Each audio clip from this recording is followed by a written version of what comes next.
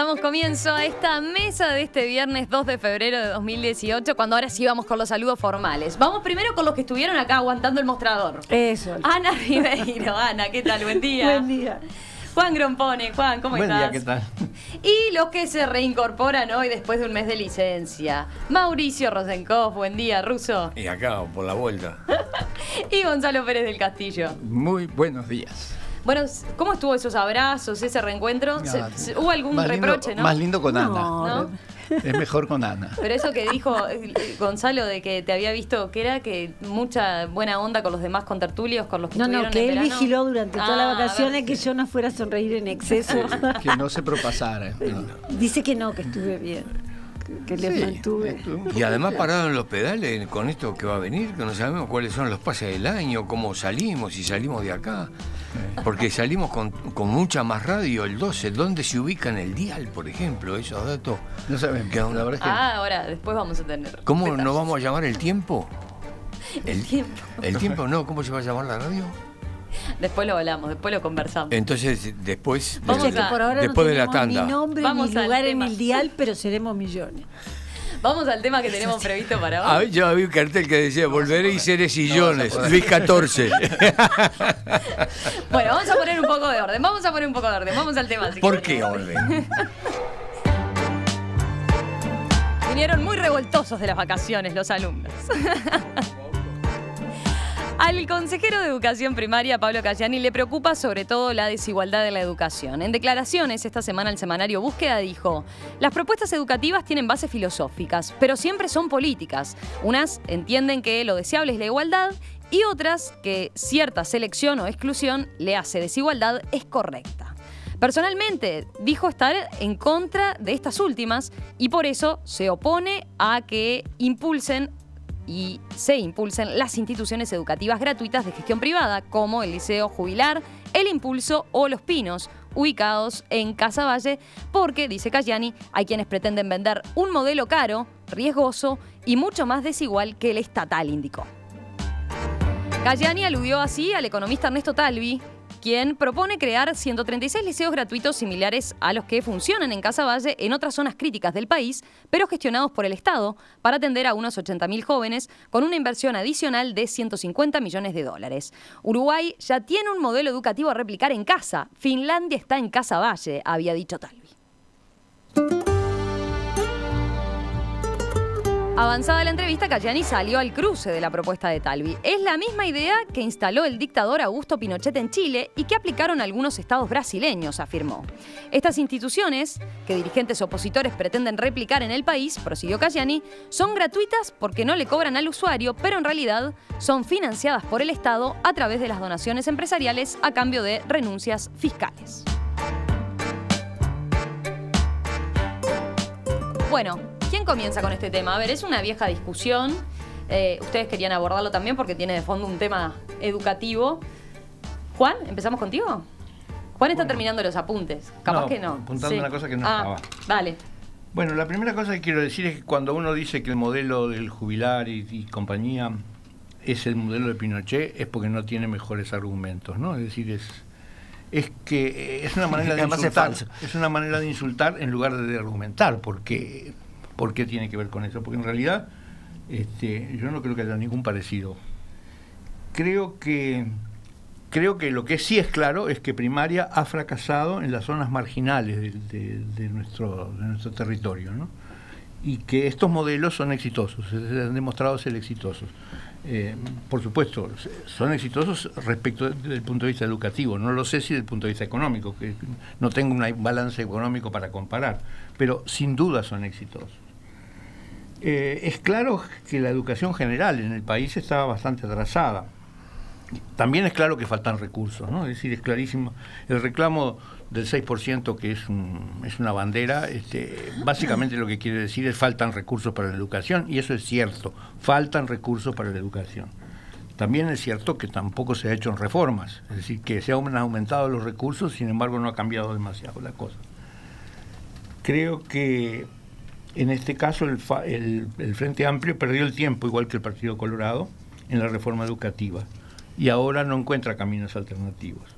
Y en cuanto al fondo filosófico, eso, igualdad contra calidad, creo que es un problema discutible. Es decir, es necesario la igualdad y es necesario la calidad, las dos cosas. Es decir, no se puede sacrificar una a la otra. Es decir, que el Uruguay se caracterizó siempre por tener una educación de calidad y eso creó grandes intelectuales, grandes escritores, grandes pintores en el pasado. Creó el Uruguay. Que creó el Uruguay, que era un país de calidad, ¿no? Y también era un país de igualdad en sus posibilidades. De modo que creo que no se puede hacer la antinomia esa, es decir, hay que tener al mismo tiempo igualdad y calidad. Ana. Bien, básicamente estoy de acuerdo con lo que Juan dice. Me gustaría precisar dos cosas. Se ha hablado de que la propuesta de Talvi establece a estos liceos como modélicos. Obviamente eso me parece incorrecto. Yo creo que el modelo de Uruguay tiene que seguir siendo la educación pública, de la que por lo menos las personas de mi edad somos resultado, todos, ¿no? Hubo un Uruguay que fue resultado de esa educación pública gratuita en todos los niveles, y era un Uruguay de gran calidad. Sí. Eso se perdió en algún momento, tenemos problemas, pero hay que recuperarlo. Hay que recuperarlo como educación pública. Eso es lo más igualitario, entendiendo la igualdad como un horizonte deseable, pero jamás impuesto a rajatabla, porque eso ya sabemos que no resulta. Eso significa considerar las desigualdades inherentes a una cantidad de condiciones, que no deben ser las sociales, las determinantes, y ayudar a emparejar en todo lo posible. Ese era el modelo y ese era exitoso. Así que yo creo que estos liceos han resultado exitosos en lugares donde había fracasado la educación pública, como lo dijo Juan, pero no creo que sean extendibles como modelo para toda la educación del país. Yo creo que en este momento han resultado exitosos, los he visto, algunos de ellos he jubilar sobre todo de cerca, es una obra maravillosa y de gran generosidad intelectual. No sé cuál es el modelo que hay detrás, sé que hay generosidad intelectual de quienes lo hicieron, y sé que lo que tiene de exitoso el modelo son algunos indicios importantes para por qué se fracasó en el otro lado. En ese modelo no se regala nada y se exige. Se ayuda, se marca de cerca a cada alumno. Si alguno tiene desgano o una problemática social que lo inmoviliza en su casa, son capaces de ir a buscarlo. O sea, que hay un seguimiento individual muy fantástico, obviamente posible a cierta escala, en otra debe ser más dificultoso, pero en lo que creo que se debe insistir. Y no hay ese mirar para el costado, tratar de que las cifras den, de que los índices de repetición no acusen a nadie y seguir acumulando un fracaso tras otro bajo una titulación que termina siendo falsa, que es en lo que hemos caído en la educación pública en muchos niveles y en muchos casos, ¿no? Yo creo que ahí le miraron de frente la problemática, establecieron un compromiso con las familias y sacaron una zona que parecía destinada al fracaso, con casos individuales de éxitos en áreas áridas como las matemáticas. A eso hay que aplaudirlo. No creo que sea extensible como modelo, eso no me parece correcto. Creo que el viejo modelo de sí, creo que en eso Cayani también en la entrevista que lo aclara, ¿no? Que sí, dice que él no está en contra de ahora del impulso del jubilar y de los pinos, sino que dice, bueno, su política es no está a favor de que eso se extienda como solución a los problemas de la educación pública, ¿no? Bien. Russo. Bueno, la primera cosa es que la información que procede de primaria da cuenta de crecimiento de centros escolares, de disminución de repetición, de escuelas de tiempo completo, de tiempo extendido, que son auspiciosos, digamos. La negación persistente sobre los avances que hay y las mejoras que hay en la educación, particularmente escolar, me parece que nos da un panorama muy ensombrecido, y no tenemos ese panorama ensombrecido, y uno sigue rescatando lo de la canción que cantan los Olimas con José Pedro Varela, Voy a la escuela de blanco y azul, que es muy importante. A mí me resulta muy importante recordar esto, porque el reporteado Cayani no reniega del Jubilar y Los Pinos. Digo, en la entrevista completa, él dice que es una opción y es muy buena y fue muy oportuna que saliera. Lo que no acepta es ese modelo generalizado, porque en última instancia termina proporcionando dinero a los padres para que elijan un colegio, y bueno, finalmente es el Estado el que termina financiando. Eso es una parte. La otra parte es que donde no está de acuerdo Cayani es la promoción de esas circunstancias puntuales de Los Pinos y del Jubilar, como una alternativa a la educación. Me parece que eso es un golpe al ateísmo, a la laicidad, que es una conquista que tuvo Uruguay de hace 2 siglos y que es ejemplar en cualquier parte del mundo. Gonzalo. Sí, me dejó medio descolocado la última intervención de Russo. Yo venía muy de acuerdo con los 2 anteriores. Pero yo creo, Russo, la situación de la educación en el Uruguay es muy dramática, es terrible. El grado de repetición de la gente es altísimo. El porcentaje de alumnos que no logran terminar secundaria es altísimo. Yo no quiero decir cifras porque no es mi tema, no las tengo de memoria, pero es altísimo. Es mucho más alto que muchos países centroamericanos, países que, no lo digo por desprecio a ellos porque les tengo mucho cariño, pero son países que siempre han estado muy atrasados con respecto al Uruguay, sobre todo en la parte de educación. Esto viene mal desde hace muchos años. No lo tomes como un ataque a tu Frente Amplio, porque no es el Frente Amplio no ha hecho nada por mejorarlo, pero los otros tampoco. Esto es un desastre que viene desde hace muchos años, y entonces esto hay que arreglarlo. Ahora, ustedes hablan de lo que era la educación pública en el Uruguay de antes, de la cual todo el mundo está orgulloso. Fantástico.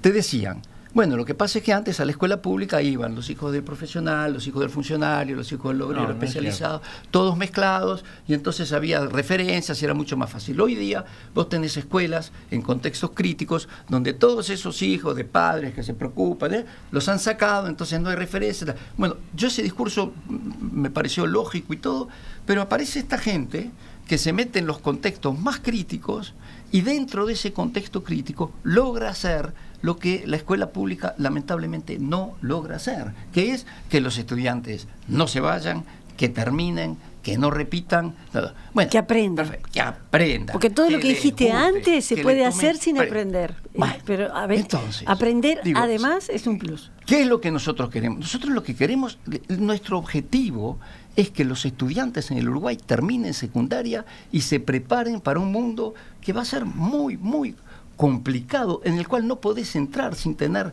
aptitudes y capacidades básicas, porque te vas a estar perdido. De hecho, ni siquiera sabemos, lo decía Talvi el otro día, ni siquiera sabemos para qué mundo estamos educando, porque es un mundo que va a cambiar. Entonces le tenemos que dar instrumentos para que el alumno se defienda. Bueno, esto para mí es lo fundamental. Ahora, si yo entro en una escuela y me encuentro con la fotografía de Escrivá de Balaguer, realmente no hay nada más alejado de mí que eso. Me parece que eso es, ojalá no me tuviera que encontrar con eso. Ahora, te digo la verdad, si esta escuela logra que esta gente cumpla con esa función en ese barrio crítico, ¿no? Te digo, bueno, veremos. Después hablaremos con la dirección de la escuela a ver hasta dónde las enseñanzas de José Escrivá de Balaguer se están inculcando a estos alumnos. Es otro tema. Pero a mí lo que me fascina es que vos tengas ejemplos en los barrios más críticos en el Uruguay, donde se han obtenido resultados que son realmente fantásticos, y que la gente, porque no estoy hablando solo de Cayani, después salió la Ivonne pasada, diputada o senadora, no sé, legisladora de estos casos, senadora, un estudio de la UDELAR, en la que siguen hablando de las mismas cosas. Como decía Juan, que este es el modelo de Pinochet, ¿de qué me están hablando? ¿Qué Pinochet? Pinochet nunca hizo ningún modelo de educación. Pinochet era un militar, pero empezó a ser un militar traidor, que es la peor cosa que puede ser un militar. Después fue un torturador, fue un asesino y por último un ladrón. Porque, digo, Pinochet no inventó nada. Es decir eso, como dice Juan, es simplemente para no querer entrar en el argumento. Pero hay otros argumentos. Dice que es hacer comercio con la educación, que se escandaliza la opinión pública publicando los resultados del PISA. Por favor, ¿cómo va a ser escandalizar a la opinión pública publicando los resultados que son una realidad y que nos compara con otros países del mundo con los cuales nosotros más o menos queremos estar en ese mismo nivel? Entonces, disculpen lo largo de la intervención. Pero a mí me parece que a esta gente, yo creo que lo menos que podemos hacer es estudiar estos casos con mucho detalle. ¿Qué es lo que esta gente ha logrado hacer? Incluso con la foto de Escrivá de Balaguer, si está ahí. ¿Qué es lo que han logrado hacer que nosotros en la educación pública no logramos hacer?